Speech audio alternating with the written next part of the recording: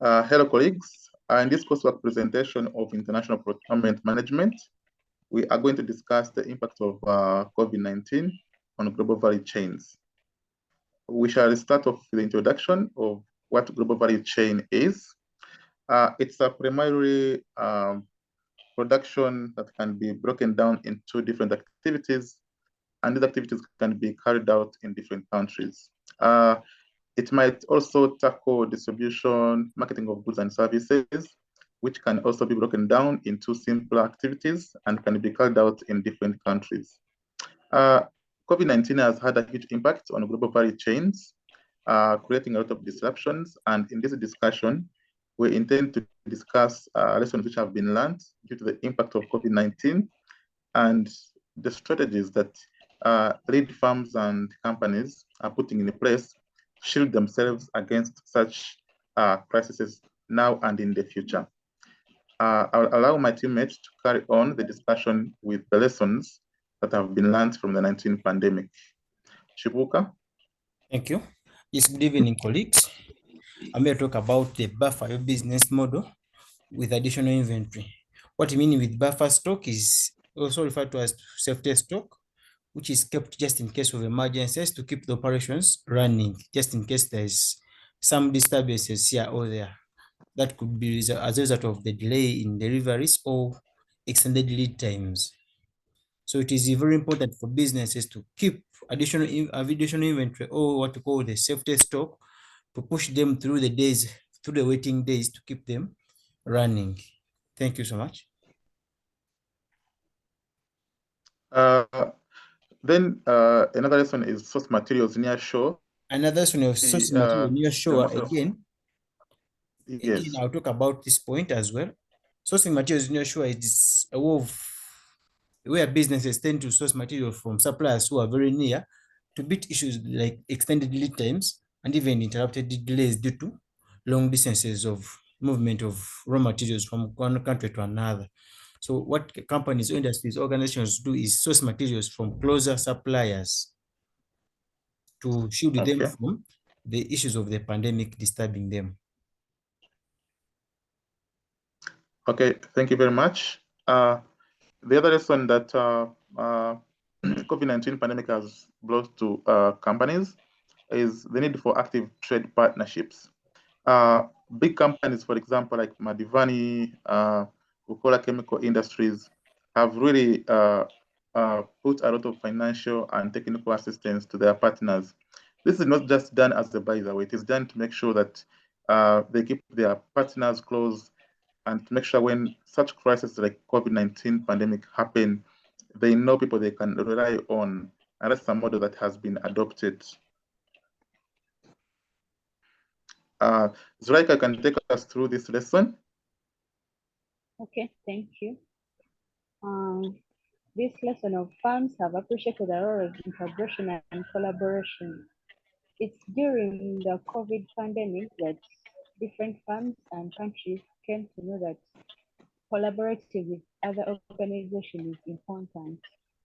That different countries or different firms come together, pool their resources, and then they can purchase whatever they want, like supplies as one, as a whole, as one organization or one country.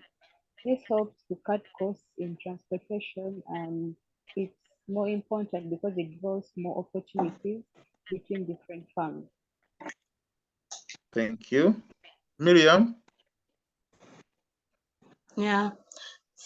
Thank you, Henry, Tassis, and Zulaika, for clearly putting out some lessons that firms have learned from the COVID-19 pandemic, especially the firms that engage in global value chains.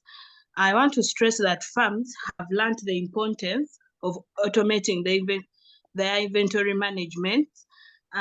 This automation will help in having a resilient and agile supply chain. This can be done through technologies which help to forecast, anticipate, and respond quickly. In an epidemic like that, there are normally stockouts or delays. So when you have an inventory system which gives you real-time updates and stock status reports, a firm is able to always pick up at whatever level. You come to realize that ERPs like barcoding, the integrated financial systems, pipeline, Quantimed, among many others used by the joint medical stores and so on, help in making this possible. So firms have picked that leaf. I'll take us straight to the next part of the question, the strategic options that can be designed and implemented to survive demise now and in future of similar pandemics in case they befall, like what befell us, the COVID-19. I need to stress further on automating processes. You see, when processes are automated, even with the limitation of movement of the human resources, the supply chain groups, they'll still be able to monitor their stocks and make sure they do not have stockouts. All this is possible through having the relevant softwares, investing in softwares, applications, websites to enable them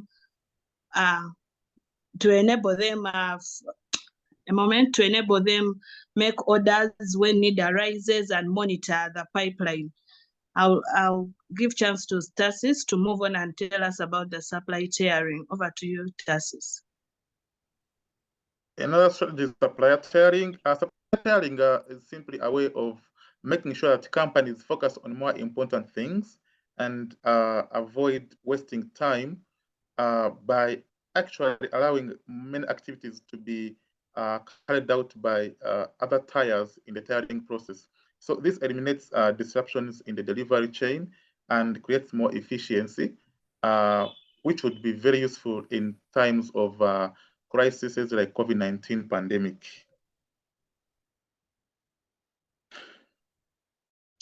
Zuleika? With this point of diversification of the supply base, organization ought to have different suppliers that in case of any interruption, they can have different options, not basing on one supplier, because it is more important when you have different suppliers that in case you're caught up, you can call on another supplier to give you whatever you want. Okay. Chibuka? Okay, thank you, Zuleika, for the diversification of supply base. I come in to introduce the strategy of development of local supply base. So here, the closure of borders because of the pandemic opened the eyes of many industries and organizations in the need to develop their own local suppliers so that they can keep on running during the periods of the pandemics or emergency situations. Then the other strategy that most organizations have resorted to is investing in research and development. Following the COVID-19 pandemic, it has been one of the greatest challenges faced by many companies, and mainly in science. So what happens that most of the scientific organizations or companies have resort to more research, do more research to see that they keep running, that keeps them running even in case of emergency. The research